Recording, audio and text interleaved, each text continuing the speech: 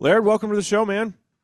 Well, Cable, I'm glad you finally had me on. I thought I was going to have to beg to get on your show. Here you're this Mr. Popular and all this other kind of stuff. You don't call, you don't write, you don't even send flowers. What's up with that? Unless you I need don't to. know. I don't know. They say I have a face for radio, Laird. So, Oh my gosh, that's yeah. what all radio personalities say. How you been? Oh, can't complain. It was a great fall. My son shot a nice buck, and one of my twins' daughters, she shot her first doe. So, the older you get, the more it becomes about them.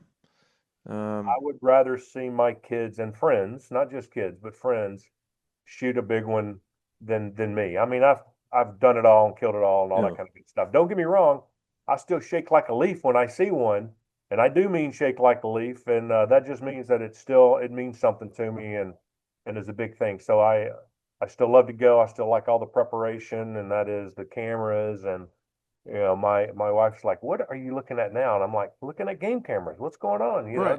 What's the issue?" Yeah, well, you're a better friend than me because I would still much rather shoot a big buck than watch my friend shoot it. No, my kids, on the other hand, that's different. But I don't love my buddies that much. I just Uh, had a good friend of mine. He had never shot a big buck. He had shot like a spike or something, and actually his wife had killed one bigger than him. nice. It was a big buck out in Texas. Her brother had a ranch out there, and she got to go hunt with him, and he had never really killed a big buck. Well, he killed a super nice buck on my place down in Mississippi, a really nice buck. And I had a rookie mistake the weekend before, and he saw me move, and he skedaddled out of there before I could have shot him because I would have shot him the weekend before, but he Uh, didn't give me that opportunity. But my buddy shot him, and it was a great time. And he's getting it mounted to go up in his house. I mean, awesome. he's over the moon. Now his wife is like, okay, then I got to shoot one bigger than you. So that type of thing. Oh yeah, yeah. That's the way it goes. My wife is she likes to go fishing. She's never shot it. She likes to sit in the blind. Yeah. She doesn't pull the trigger. But the more that the kids are getting into it, I told them all we were on the way back from the lease, and I was like, okay, next year is Operation Get Mama Deer. And she Yeah. just shook her head. She was like, I'm not shooting a deer. We're like, we'll see about that. Well, my wife did it one time, and she goes, "Okay, check. I've done it. Been there." And my wife every year goes once a year with me to sit in the blind. Uh-huh. And this year she actually went three times because we had such, you know, incredible weather. I mean, it wasn't cold, it wasn't rainy, and usually it's you get one day, good day out of the hunting season, and she'll go. This year we had a lot, and she's like, "Oh, I'll go again. It's like 75 degrees and bright sunny skies. Sure, I'll go," type of deal. So it wasn't so bad, but that Yeah. was now my concern is, Cable, that she's going to go. Well, I did it three times last hunting season. That gives me a pass for the next 3 years. You know what I mean? Right. Yeah. Yeah. So you just got back from London. Uh, What's going on over there? So we're looking at getting some lobbyists in place and PR folks in place there in the UK. We already have lobbyists and PR people and lawyers in Brussels to handle all the hunting issues that come up in the EU and the European Union, which is controlled there in Brussels. So we have people based there.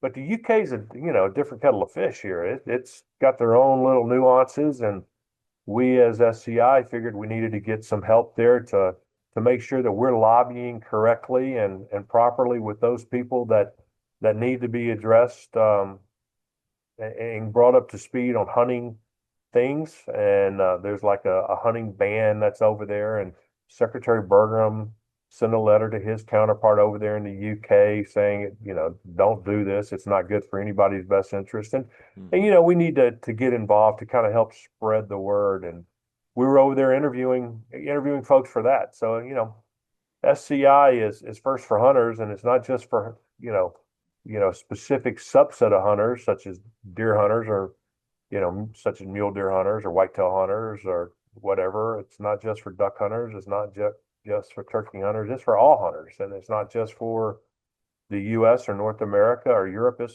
worldwide, and we're there to protect that right to hunt. And Cable, I use this all the time. People go, you know, what what organization? If I had to join an organization, what organization would should I join? And my response is, you need to join two organizations at a Hmm. minimum. The first one is you need to join the NRA because they are there to protect your right to keep and bear arms, and you need to join SCI because they're there to keep your right to keep hunting and protect hunting, and, through our lobbyists and through all of our legal things that we do. I mean, most people don't realize how many lobbyists that we have, and legal people that we have on staff. I mean, Mm-hmm. look, I mean, the Yeah. DC office was renamed thanks to Trump, the Hunter's Embassy. That's what he called it. He came in and visited our Washington DC office. That's where our lawyers are, most of them, and our lobbyists are up there in DC. And we're doing that and all things that there are to do for hunting in DC. And we've got an office in Johannesburg. We've got an office in Canada. We've got an office, as I said, in the EU. And now we're looking for help in the UK, all over the world, trying to protect that right to hunt. And look, I call them critter clubs, and there's nothing wrong with them. I'm a member of all of them. I'm a member of National Wild Turkey Federation. I'm a member of DU and all that kind of good stuff. I could go on and on and on, but you need to be a member of SCI because those critter clubs don't have the number of lobbyists, in-house lobbyists, that we do. If you combined all of them, Right. we've got more than they do, and they don't have the number of lawyers, in-house lawyers that we have, and that doesn't even include our external lobbyists like John Green over at Crossroads and Hunter Moorhead, and then we were one of Chris Cox's first clients when he started Crossroads. Him and Phil Hoon over there at Cap Six. So you got Green and Moorhead that's been with us forever over at Crossroads, and you got Chris Cox and Phil Hoon over at the Cap Six, and those teams, and then other teams around the world, whether it's PR agencies or things of that nature, and that's what we do every single day is to protect that right to hunt. So we've Well, got a big convention coming up next week. yeah. Well, and it's so important too because as many attorneys as we have, the anti-hunting groups have 10x. And we talk about SCI has the most, and we need that 100%.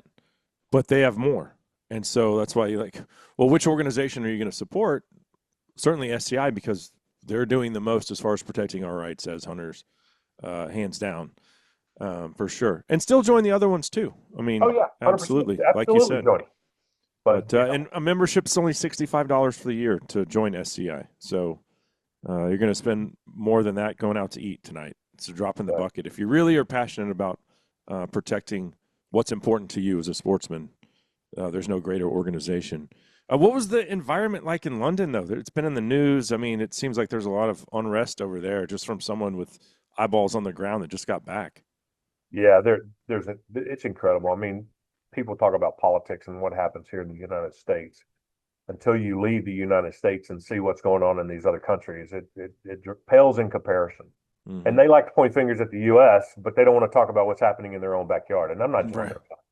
talking about just the UK. It could be any country, whether it's India, whether it's Mexico, whether it's you know any country worldwide. And but they don't want to talk about their own issues. They just want to say, "Oh, look what's going on in the United States." And we're like, "Wait a minute, hold on just a second here. You're talking we at least have free speech where we get to talk and have protests. You don't even get to have that, type of scenario." Yeah, I mean, I saw the SCI newsletter, the email, and I got hooked up with this guy. They were called the Hunting Kind, and they're houndsmen from the UK. Yeah. They have already banned fox hunting with hounds. They're trying to ban scent trailing, which is not even a real hunt. It's just the dogs trailing the scent of a fox on a really it's kind of a fake hunt, but it's all these guys can do. It's all they have left to keep their dogs basically, in the game. And it's crazy what's going on there. And just like here in the States, you've got people that live in the cities, in the big cities, don't understand about livelihoods and things of that nature in the countryside. And this is just heritage and what's going on. And people are doing this a lot of times to feed themselves. And people in the big cities don't understand. They go, "Oh, we'll just go down to Kroger or where Publix or wherever and get whatever you need." It's like, okay, do you know where that came from? Right. You're talking about sustainable use and you're talking about this, that, and the other. And, steroid free. This is the Mm. biggest and best thing you could do is go out and hunt. So I mean, it's crazy. You're The talking most, about out of both yeah, sides of the mouth. the most irritating individual I come across is the meat eater that you know is condemns hunting. Uh, I with the vegans, I don't care. Like it's fun to, kind of go back and forth with them a little bit, just to point out the hypocrisy of so in order to have your plant based diet, think about all of the habitat you had to bulldoze. yeah, If we all went vegan, we would have to bulldoze a lot more. yeah. But it's the ones who are like, I eat meat, but you shouldn't go hunting. Like what? Huh? That doesn't. How does that make sense? Uh, what Yeah. is your favorite thing to hunt? Look, it's called, I said this a lot, DDT. I was raised, born and raised in Mississippi. My favorite thing for me is DDT. And everybody goes, what is DDT? I go, deer, ducks, and turkeys. That's what I was Hmm. raised on. That's what it's all about. And the other thing that's my favorite thing to hunt is the next hunt I'm about to go on, because Right. preparation is all the best part about getting ready to go on that next hunt and do all that kind of fun stuff. So yeah, I mean, deer, ducks, and turkeys. I've got a lab that's right here at my feet snoring. Me too. He's trying to put weight back on after losing a ton of weight during the hunting season. So, Uh, we get him all, back to his fighting weight after being, run down during duck hunting season. But yeah, our season here, everything ended January 31st. A lot of it ends, in December in some parts of the world and November for the better part of the US too. So we yeah. don't have that. We get to hunt all the way through January 31st. Right. Yeah, our duck season ended the week before yours, and we had this terrible storm come through, and we're like, yes, finally, thank you, God. The ducks are good. The ducks didn't come. They were on the backside of the storm. They were on the back after the season closed. That's what we found out. We Yeah, were thinking the same thing. Oh, they're going to be in front of the storm. They're going to come in and we're going to be ready for them. Nada. After the yeah. storm came through and everything started thawing out, you couldn't beat them away with a stick. They were, Hmm. they were right behind that storm. So it was kind of interesting. Yeah. So how long have you been involved with SCI? I've been involved as a volunteer for over 30 years. Uh-huh. I joined as a life member in '87. And then I was on, chapter president within SCI. Then I was in the board in different capacities, and I was elected to executive committee. And then came on board as a staffer. Uh, April 1st will be 7 years, and it wasn't an April Fool's joke when I started either. So that's what I told all the staff when I came on board. But yeah, I've been CEO for almost 7 years now, and been a great ride. It's been a great journey, and we had ups and downs. COVID hit us pretty hard as everybody was trying to Mm. just survive that. And then, we've got over, almost 200 chapters worldwide. And when COVID shut everything down, you couldn't do anything. You couldn't have your chapter banquets and all of that. And, you have to look at your finances on taking care of all these lobbyists and lawyers and everything else worldwide and how you're going to handle that. So, we didn't get to have our fundraiser. Our biggest fundraiser is next week in Nashville, as you well know. And look, when you don't have, your largest fundraiser that's out there, you kind of have to make some adjustments. But we came out of it stronger and doing more things and bigger things. And not all organizations could say that. Hmm. No, absolutely. Um, since you've been CEO in 2019, what would you say you are the most proud of as far as SCI's work, looking back over your tenure as a CEO? I would say the growth.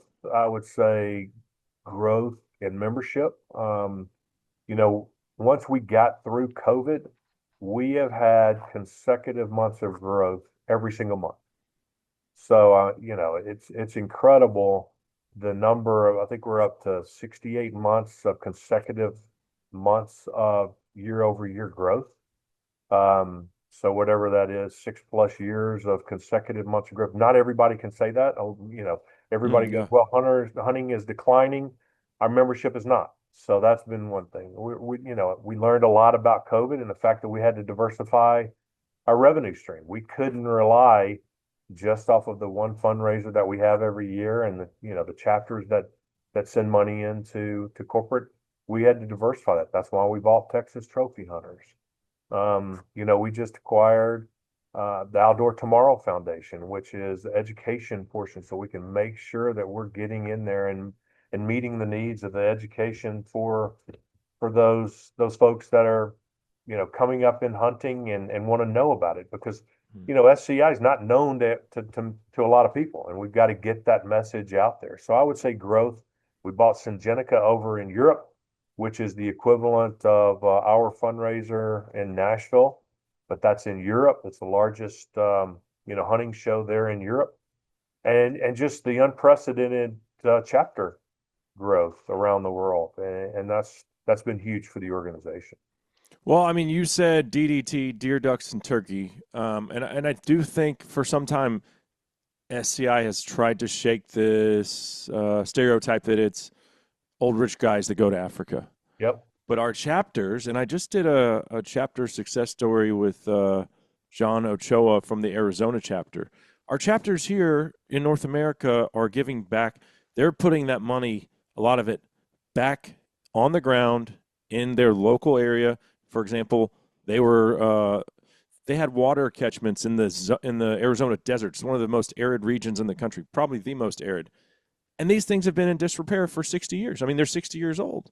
And they went in and they revamped them all, resurrected these things, and now you're providing wildlife to mule deer and desert bighorn and quail and anything else that exists in that harsh environment. And that's I think what a lot of folks don't realize about SCI. Yeah, I told you we have almost 200 plus chapters around the world.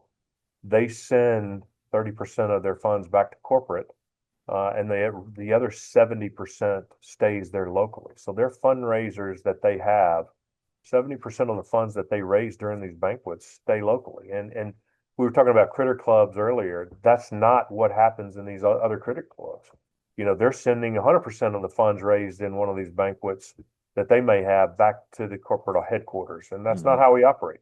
The SCI chapters that are out there around the world, keep 70% to do just that, whether it's water catchment for sheep in the mountains or whatever the case may be. They're using their funds locally. And something else that we're kind of stereotyped with, and that is that the majority of the funds are for Africa or safaris and all that kind of good stuff. Look, safari is a Swahili word for journey. It doesn't mean if it's a journey to the city next door or to the state next door or to the continent next door. It's just the journey in itself. That's what safari is about. The majority of the funds, 60 to 80% of the funds raised are utilized in North America. So the stereotype about, oh, they're sending all this money to do stuff in Africa and all these other places, that's not the case at all. It's all staying in the North America model. And because the North America hunting model has been a very successful way of not only increasing deer and deer habitat, but turkey and turkey habitat. And, we could go on and on and on about the success of the North American hunting model. Yeah. Well, and I asked Jonathan Ochoa straight up, do you ever want to go to Africa? He's like, no, I pretty much just like to hunt North American stuff. Yep. And he's the president of the chapter. Yeah. So it's both. It's everything. Yes, I've been to Africa 8 times. I love it. I'm going to go back again this summer. There you go. I love hunting elk and whitetail and ducks. Like you said, ducks is like, man, that's my sweet spot right there. That's the first thing I really got into as a passionate hunter. So yeah, it's for everybody, every hunter. It is. And we're not just protecting your right to go to Africa and hunt. We're protecting your right to hunt deer, ducks, and turkeys. I mean, the good thing about February and the first part of March is we have a break before turkey season starts. Right. Yeah. And we get to have an awesome convention in the meantime, which this is going to be in Nashville. Is this our 4th year in Nashville now? Yeah. And we're going to be there through at least 2033, and it'll be longer. We're in the process of extending that as we speak. And we have first right of refusal to make that happen anyway. But we're enjoying our time there in Nashville, and they're enjoying us. And they didn't know what to expect when we first got there, and now all of the restaurants and Broadway and everybody else, the bars and all that, they know when we're coming, and they're glad to see us come. And it's the biggest convention in the state of Tennessee, and of course they're in Nashville. So it's a huge opportunity. And I got to tell you, it doesn't matter if it was in Vegas or in Reno, like in years past. My wife and kids used to call this convention, this SCI convention, Daddy Spring Break, because that's how much I love to look forward to going to the convention and seeing old guides that I had hunted with before, new guides that I may want to hunt with, and seeing friends, like-minded people all there under one roof. And I'd get so Mhm. excited about it, and they'd drop me off at the airport, and they'd just shake their head and smile. And then they started coming to convention, and that was a mistake. I brought my wife, and now she's like, "How did I miss this? Right. How did I not come to this all these years before?" And now she has just as much fun, if not, more than I do. So that type of thing. Mhm. Yeah. Well, I'll say it did change a little bit leaving Vegas, which obviously was a great thing because a lot of times you have it in Vegas, it becomes more about Vegas than the show. And it's not like that in Nashville. No, I Uh, mean, look, Vegas, we were a number. We were mhm. just another convention coming into town. They they didn't even know who we were. It was like, okay, you're just another Right. convention. Now people, we're not a number in Nashville. We're not a number in Dallas, where we have the Texas Trophy Hunters Outdoor Extravaganza, and you know, we people understand what's happening and who we are, and they're very hunter friendly. And that's the other reason why we moved to Nashville is, when we were in Reno and Vegas, you had 700,000 people that could drive into Reno and Yeah. Vegas that had hunting, Everybody's flying in. and everybody had to fly in. In Nashville, you've got 7 million people that can drive into Nashville in a day's drive that have Mhm. hunting licenses. And I mean, it's just part of the world where hunting is truly accepted, and people can drive in. Doesn't matter if it's coming in from Pennsylvania, Ohio, whatever the case may be. It's just a day's drive. Yeah. Well, I mean, there's lots of things I love about convention. Seeing old friends is one of those things. Making new friends. For example, I just booked a hunt at the Outdoors Extravaganza a couple weeks ago in Dallas, and I'm going to Alaska in 2027 to hunt blacktail deer.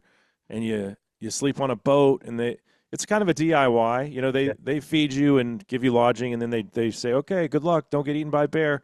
yeah, But then you can also duck hunt if yep, you tag out or you want to. The weather's crap. Well, that's great to go duck hunting if the weather's crap, or you can yep. go halibut fishing. So that these are new friends that I just made, and I've got I immediately texted my A team that goes to Africa or Argentina or whoever with me, my good buddies. I was like, hey, this is the new deal. I mean, within 5 minutes, they're like, I'm in, sold out, trip's done. We're going. Yep. Um, and that's what I love about convention is I know I'll book another hunt there, and then what's the next thing I want to check off my bucket list? Sometimes I don't even know until it hits me in the face when I see it there, and I'm like, ooh, well, tell me about that. And then you get to visit with the outfitter, and you get to vet them out and see if it's a good fit, and that's literally my favorite thing is just seeing everything that's available. And for first time attendees, if nobody's ever been, you should go, number one. But if for the first time attendees, it's a little overwhelming. I mean, I've had buddies of mine who have never been before that showed up, and they're like, I didn't even get to walk the whole show floor. It was Right. so overwhelming to see and do, and that didn't even include the nightly, events that were happening, and it's just incredible. But if you do go, and I hope those out there that are listening do get a chance to go, it's just be prepared. It's Mhm. overwhelming for a hunter and fisherman standpoint to see all that there is to see. Yeah, well, and that doesn't even take into consideration the number of firearm manufacturers that are Oh, going to be there, and yeah. I mean, it's the entire, hunting community converging in Music City for 4 days. Well, and people go, well, wait a minute, what's the difference between the SCI and SHOT Show? And I said, there's a ton of difference. The SHOT Show is a B2B show. It's a business to business show. Hmm. The SCI convention is a B2C show. It is business to consumer. You really can go there and book hunts, buy guns, whatever you may need to do. That's not what is happening at the SHOT Show. The SHOT Show is there show off their new wares and what's going on and try to get their vendors to buy and rep their new products coming out. At Yeah. SCI, You can walk up to a booth and say, I want that gun, or you can walk up and say, I want that hunt. And there's guys that I know personally that I've hunted with around the world that they book between 80 to 90% of their entire business at the SCI convention. Oh That's the yeah. buyers that are there. They're there to book because it's not cheap to go, you know. And so you got qualified buyers that are going to be in the room ready to book a hunt and to get things squared away. And they've got their calendars out, the outfitters got their calendar out, and they're all trying to get it all squared away. Yeah, my good buddy, his family owns a very popular feeder company here in Texas that I've worked with for a long time. He's flying in just to book. He just did a Marco Polo sheep hunt, and Yeah. I don't know the next sheep he's hunting, but it's something over in Tajikistan or something. And Yeah. he's flying in for 24 hours. He knows the two outfitters he wants to meet with, and he's gonna decide which way to go.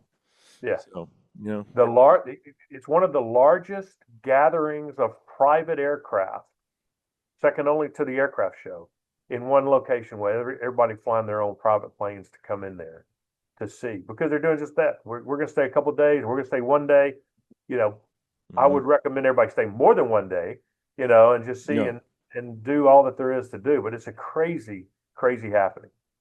Well, and we've also got auctions, and I have talked to quite a few guys over the years that I've never found the good deal. But like some guy got a leopard hunt for 8 grand last year or something, and there are those opportunities both in the live and silent auctions. So there's folks that are always crawling over on those things, creeping, and just seeing, maybe I can get I got to a good tell you, deal on this. the lineup of the auction items that have been donated, I will tell you, being involved in this organization for 30 plus years, the items that are on our day auctions would be predominant auctions during our night auction times. hmm That just goes to show you how the auction items have changed and how these vendors are donating so much more to the cause for fundraising efforts. Because, like I said, the day auction items, some of those auction items would have been on our night auction, and we'd have been proud to have them on there. Not that we're not proud to have them on the day auction, but the times have changed, and vendors realize what SCI is doing and how they're going about doing it, and they're saying the same thing. Let me up the auction items so that SCI can make more money, so they can do more things to protect hunting around the world.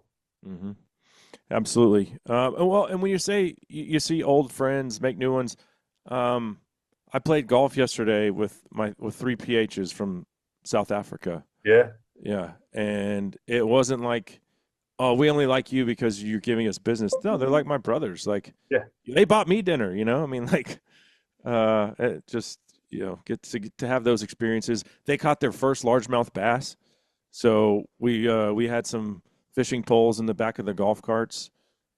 And yeah, on like the 17th tee box, we're like, hold on, guys. And they were like, this is great. And the bass were just blowing up top water. So that was pretty Yeah. cool to see them.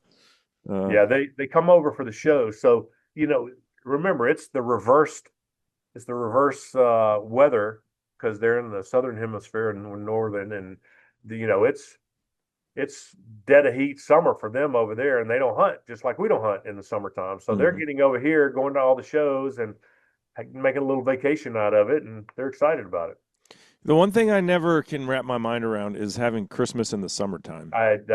When they send me a postcard, or whatever, Yeah, a family photo, I'm like, it's like 100 degrees and y'all are doing Christmas. That doesn't make sense to me. yeah, same.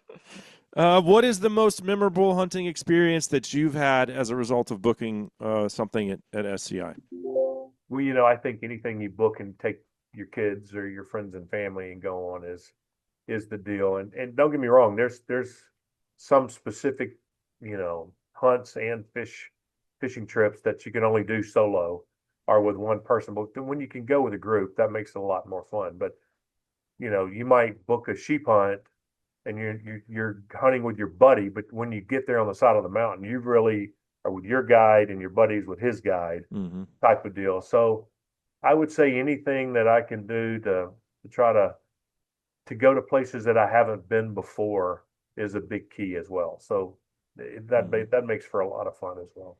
Well, I booked my first mountain goat hunt. I booked it 3 years ago. I'm going this year. And the good thing about my wife is she doesn't come to the show. She went one time in Vegas, but she hasn't. The kids have so much soccer going on all the time Oh yeah. Yep. that she hasn't made the Nashville trip. So she has no idea what I paid for it. And I've been Yeah. able to just like squirrel away a little bit, make a deposit here, you know. So if she listened, I probably wouldn't admit to this, but yeah. So that's another one that I'm like, that's like a lifelong bucket list dream for me. I'm going to British Columbia, and Well, you know, listen, I've gone 3 times for a goat hunt. hmm And the first time, um, we were going after the goat. My guide crossed the stream, fell. We tried to find another place up the stream where, there's a little bit better footing. I fell, landed on my rifle, scope busted. Tried to oh, take the shot anyway. Of course, the scope's busted, not working. Go back again, and we have goats all over us, but they're in areas where there's no recovery. There's no way for you to recover them. oh wow, So for a week, you're hoping just go another 100 yards west, or something like that. Come down 50 yards, and because that way. So we sat there for a week, no goat. Third hunt, exact same thing. We had some that were too small to shoot, and then we had some that were like, that's a perfect one, but there is no way we're going to recover it. If I make a perfect shot and drop them in its tracks, there's no way even to get a helicopter in there. So, you're packing in there, you've got stuff on your backpack, and you're sleeping in a tent for a week in miserable conditions. And so if you think you're going to go and just get what you want, that's why it's called hunting and not yeah. killing. Be prepared. You better be in shape, Cable. That's another thing. So I'm three times forewarning and no you now. goat. Yeah. Yep. Oh, But everybody has those type of hunts. I've got oh a yeah. buddy of mine who's gone and hasn't killed a honey badger. And he's hunted a honey badger like 5 times in Africa, and he hadn't been able to kill one, or he hadn't been able to kill an elk, that they want. Blah blah blah blah blah. Everybody's got that one animal that's on their list that they're going after. So It took me 4 times to get a bush buck in South there you Africa. go. That was like the Yeah. elusive one for me. Yeah. So Well, yeah. the friend that I was talking about that hadn't gotten a honey badger, that friend is me. I've hunted for that Ah. sucker. I got some really cool trail camera footage. One of the first couple times I went to Africa, I took some trail cameras and I left them there for the guys, and we got 2 honey badgers on camera that first week. It was pretty sweet. Yeah. What do you think would win if they got in a fight, a honey badger or a wolverine? Oh, I think they're one and the same. They're just from different continents. But I would put my money on a honey badger. Yeah. Oh. Well, Laird, I appreciate the time. Look forward to seeing you next week. The convention again in Nashville. It's the 18th through the 22nd. I will be there for the duration. So super excited about it. It's going to be a great time in Music City as the entire global hunting community converges right there in Nashville.